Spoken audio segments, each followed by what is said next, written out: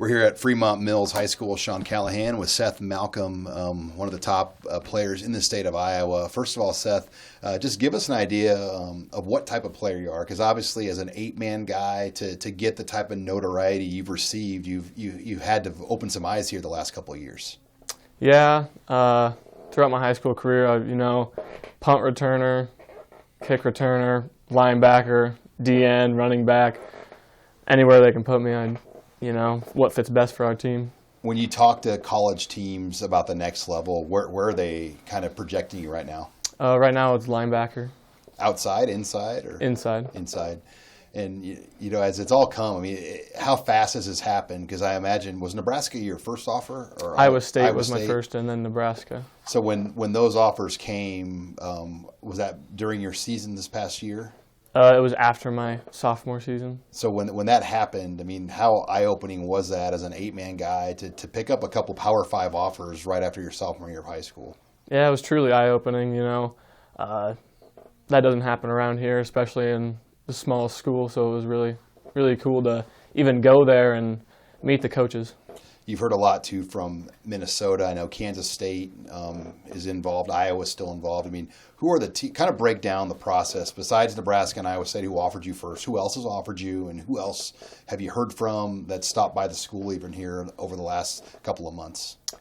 I have offers from Kansas State, Nebraska, Iowa State, and Minnesota.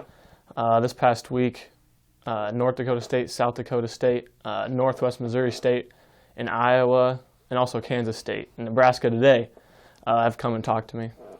Just when all these teams are coming into school, is it almost overwhelming when you just the amount of foot traffic you've received here to see all these different coaches walk into Tabor, Iowa to come into Fremont-Mills High School to find you? Yeah, it's really cool. Even when they're walking through the doors, there's a bunch of little kids coming because it's K through 12 school. So even when they see them, they don't know who they are, but they know they're some big-time football program. What are you looking for when you start to kind of zone in on what's next? Is there a particular conference you like better? Is there a particular style of play, location? Is there some key things that you're going to zone in on as you kind of make a decision down the road?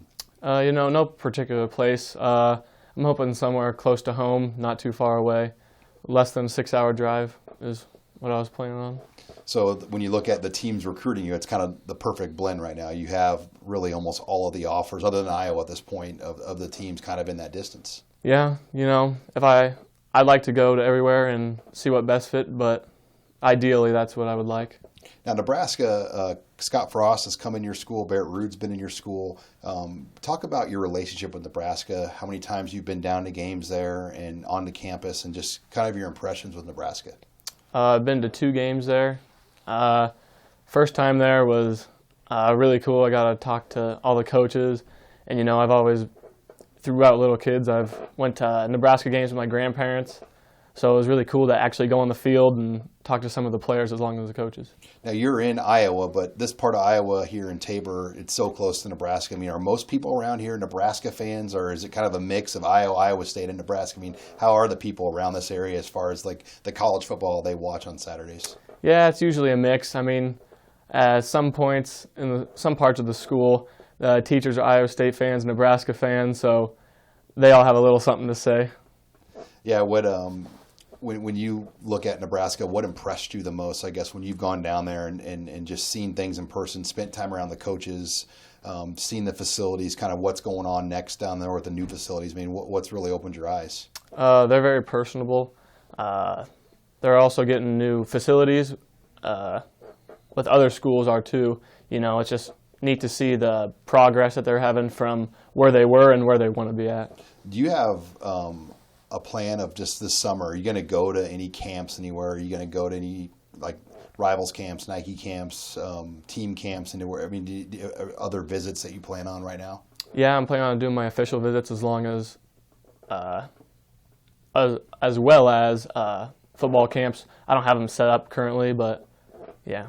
Are you looking at then using most of your official visits from April to June? Is that kind of your plan? Yeah. Mm-hmm. And as far as a timeline, are you a guy that would like to have it wrapped up then after those officials in June sometime? Yeah, that's what the plan is, but if I don't feel comfortable, I'm not going to pressure myself into anything.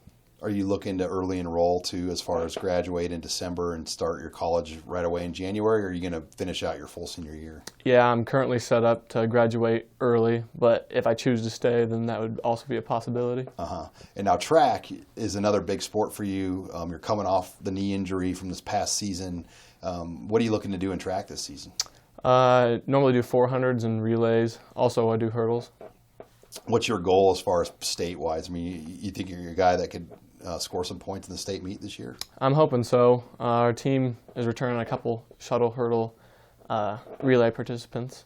And so is 400 your best, or hurdles? Or what would be your best races? Probably hurdles. I enjoy 400s though. Well, good deal. Well, hey, Seth, appreciate the time, and best of luck here as you get ready for your senior season. Thank you.